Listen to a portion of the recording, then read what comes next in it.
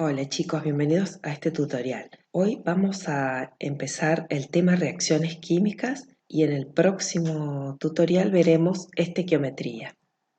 Bueno, como verán, el calendario ha sido modificado. La semana del 22 de abril y la del 29 de abril tendríamos que dedicarnos a este tema, que es la unidad 3 y 4. Ambas unidades vamos a desarrollar en estos tutoriales. Vamos a diferenciar dos cosas importantes. La materia sufre transformaciones, pero sufre dos tipos de transformaciones. Todo cuerpo o sustancia que experimente un cambio está sufriendo una transformación. Si esa transformación es física, se debe que antes y después de que ocurra el cambio, la sustancia sigue siendo la misma. Por ejemplo, todos los cambios de estado. En cambio, hay veces que la materia sufre transformaciones donde las sustancias antes y después de la transformación no son iguales, cambia la estructura interna de la materia. Por lo tanto, allí estaremos frente a una transformación química. Por ejemplo, todas las combustiones. Ustedes saben que los combustibles en un motor sufren una oxidación fuerte con el oxígeno del aire y terminan siendo dióxido de carbono, agua y energía. Por lo tanto, del combustible ya no tenemos rastros. Esas son transformaciones químicas. Bien, nosotros nos vamos a concentrar, por supuesto, en las transformaciones químicas, en la parte de la química que estudia cómo la materia cambia. ¿Es lo mismo una reacción química que una ecuación química? Bueno, en realidad los usamos como sinónimos, pero no lo son. La reacción química es la transformación química en sí misma, es decir, una sustancia cambia para generar nuevas sustancias. Hay reagrupación de átomos. En cambio, la ecuación química es la forma simbólica de representar lo que sucede en una transformación química. Ambas están relacionadas. La ecuación química, como les dije antes, entonces es la manera simbólica de describir una reacción química y siempre debe incluir las sustancias que participan en ella. Es importante las proporciones en que lo hacen.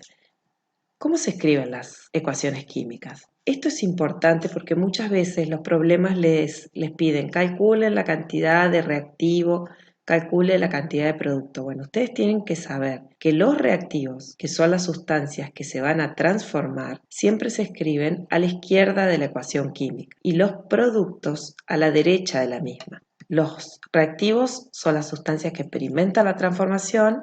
En cambio, los productos son las sustancias que se forman como resultado de aquella transformación. ¿Cómo separamos los reactivos de los productos? A través de una flecha. Esta flecha por ahora solamente nos va a indicar la dirección de la transformación.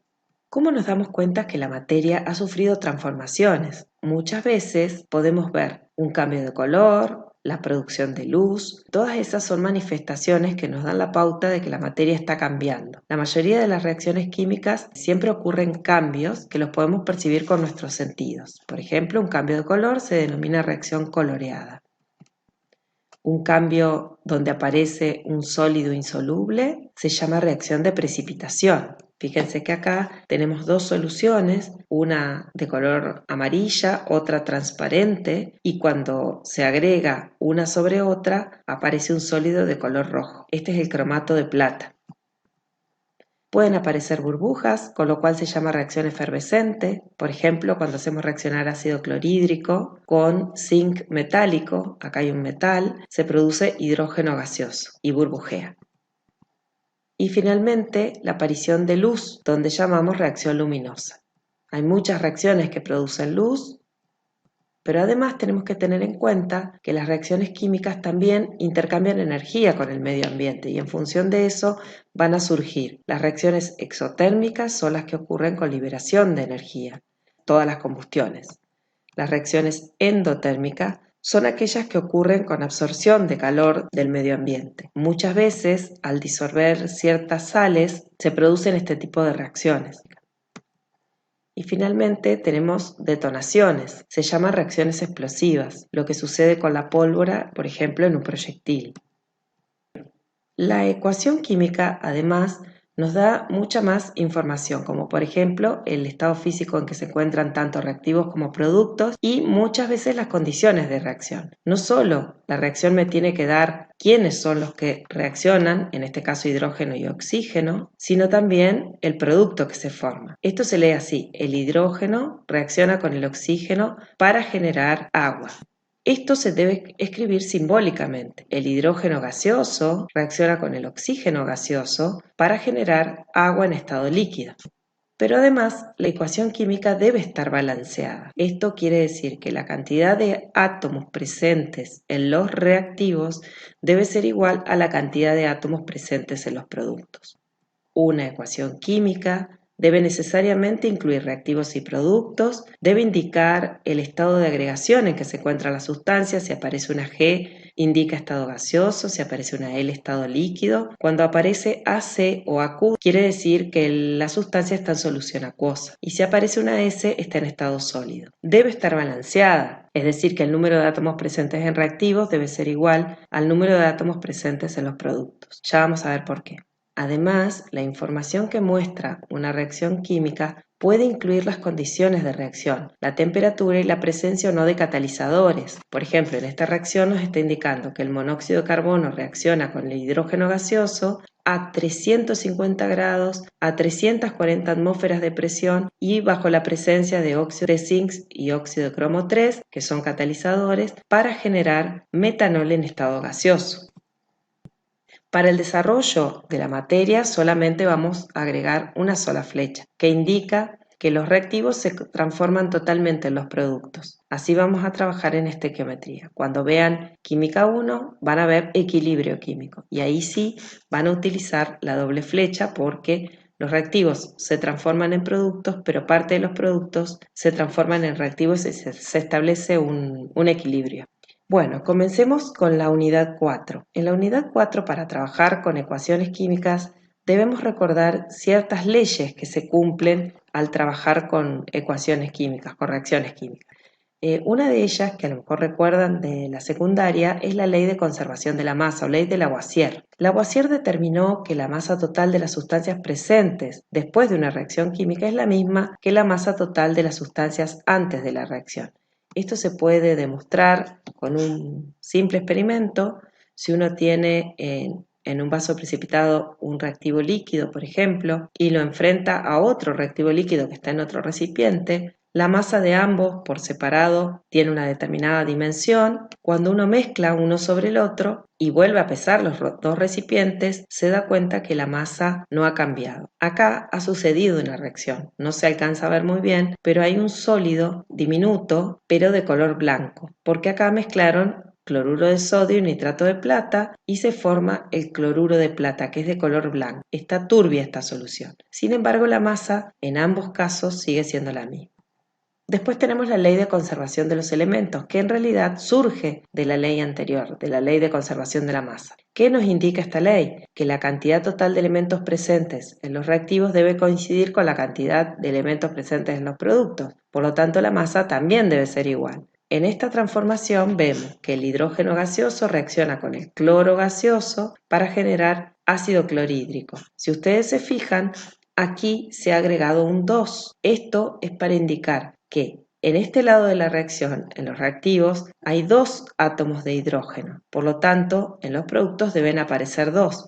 Al agregar este número delante, que se llama coeficiente, estamos diciendo que hay 2 moléculas de ácido clorhídrico, con lo cual va a haber 2 átomos de hidrógeno y también 2 átomos de cloro, porque este 2 quiere decir 2 moléculas de ácido clorhídrico. Entonces, agregando este 2 acá adelante, tenemos 2 átomos de cloro en los reactivos, 2 átomos de hidrógeno en los reactivos y 2 átomos de cada uno de los productos, es decir, 2 hidrógenos y 2 cloros. De esa manera se cumple la ley de conservación de los elementos. Otra ley que hay que tener en cuenta es la ley de las proporciones definidas o ley de Proust. ¿Qué es lo que descubrió Proust? Que todas las muestras de un compuesto tienen la misma composición, es decir, las mismas proporciones en masa de los elementos constituyentes. Se los voy a explicar rápidamente. El agua contiene 2 átomos de hidrógeno y 1 de oxígeno. Su fórmula es H2O. Supongamos que tenemos agua en un lugar del planeta y agua en otro lugar. La muestra A tiene 10 gramos en total y de esos 10 gramos 1,119 son de hidrógeno y 8,881 son de oxígeno. En cambio, la muestra B tiene una masa total de 27 gramos, 3,021 son de hidrógeno y 23,979 son de oxígeno. Si uno saca la composición porcentual de cada uno de estos elementos respecto de los 27 gramos o de los 10 gramos en este caso, nos dice que la composición de hidrógeno en ambas muestras es 11,19% y 88,81% la composición de oxígeno. Por lo tanto, la muestra A y la muestra B son la misma sustancia porque tienen la misma composición porcentual. Analicemos qué son los subíndices y los coeficientes.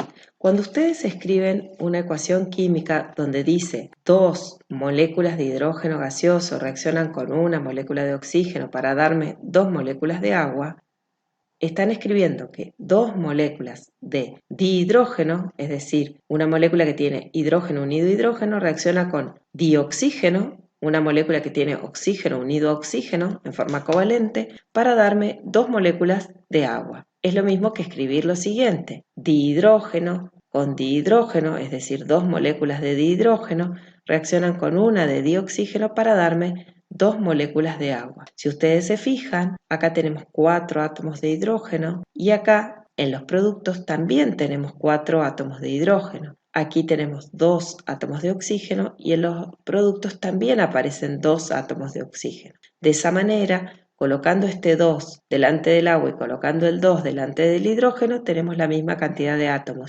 en los reactivos y en los productos. Es decir, que para balancear una reacción química solamente voy a agregar coeficientes. Cuando no figure ninguno, quiere decir que hay uno, ¿sí? Estos coeficientes son los únicos que se pueden agregar cuando uno balancea una reacción química. Si ustedes se fijan, aquí hay otros numeritos. Esos numeritos son los denominados subíndices, que nos indican la proporción de átomos que hay en una sustancia química. Esa proporción de átomos, cuando uno balancea una reacción química, no se deben modificar, porque no es lo mismo escribir agua que agua oxigenada, y tampoco es lo mismo escribir oxígeno que ozono. Es decir, que cuando ustedes vayan a balancear una reacción química, solamente pueden cambiar o modificar los coeficientes. Jamás lo van a hacer con los subíndices. Para el balanceo de ecuaciones químicas hay un sinnúmero de metodologías. Yo les voy a explicar una que se llama método de prueba y error. Después tienen el otro, método algebraico, que no se los voy a explicar hoy por tema de tiempo. En la bibliografía que les recomendé, que es el Witten, tienen también explicado y con bastantes ejemplos cómo se balancea. Se los recomiendo como lectura. Bueno, el método de prueba y error consiste en comenzar balanceando el elemento que se encuentra presente en menor cantidad de compuestos. Veamos un ejemplo. Si tenemos la reacción donde el dióxido de nitrógeno reacciona con el agua para generar monóxido de nitrógeno y ácido nítrico, vemos que el nitrógeno se encuentra en 1, 2, 3 compuestos. El hidrógeno se encuentra en el agua y en el ácido nítrico. El oxígeno se encuentra absolutamente en todos. Entonces, si tengo que empezar a balancear por el que se encuentra presente en la menor cantidad de compuestos, debo hacerlo por el hidrógeno. Aquí tengo 2 átomos de hidrógeno, pero aquí tengo uno solo. Entonces, para que haya la misma cantidad de átomos, debo agregar un 2 de este lado. De esta manera, ya balanceé el hidrógeno, voy a seguir por el nitrógeno. El nitrógeno, aquí tengo un solo átomo, pero de este lado tengo 1 y ahora tengo 2 más acá. Por lo tanto, tengo 3 átomos de nitrógeno del lado de los productos. Voy a colocar un 3 en los reactivos, de esta manera.